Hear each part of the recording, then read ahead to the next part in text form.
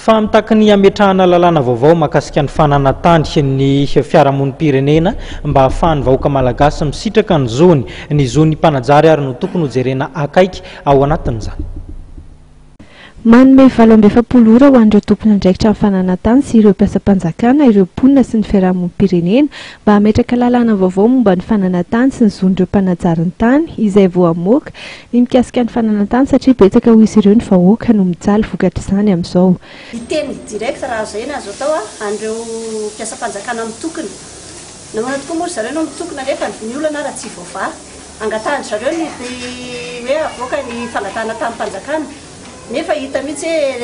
be dia be ireo olana voaray eo zareo ny antony izany zavatra rehetrarehetra izany mahatonga ny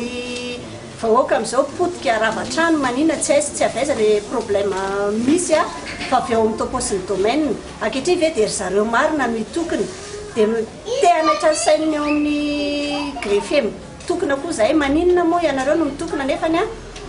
raha misy angamba ny tena hoe manambola sy be risorisa dia tsisy ohatrany eo amin'ny tribunal io nefa ankehitriny nareo indray nitokona hitaky nefa ny fahorian'ny vahoaka ty efa tsisy dia mbola hoidina ihany ve ny fitsarana nefany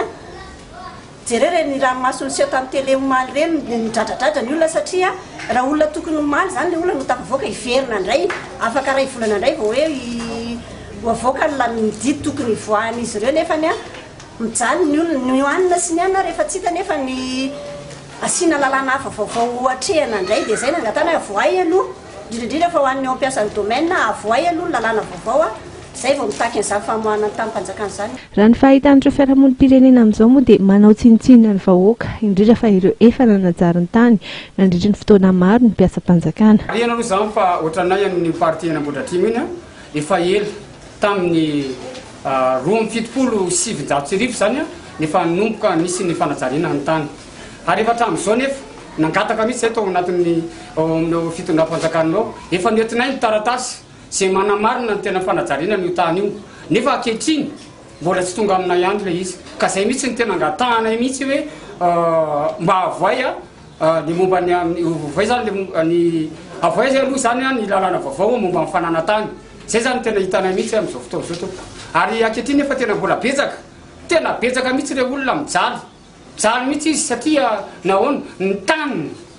taniny zao ara misy maka ny taniny ka mangataka mihitsy zay eo amin'ny fitondram-panjakana mihitsy hoe mba jerevo mihitsy.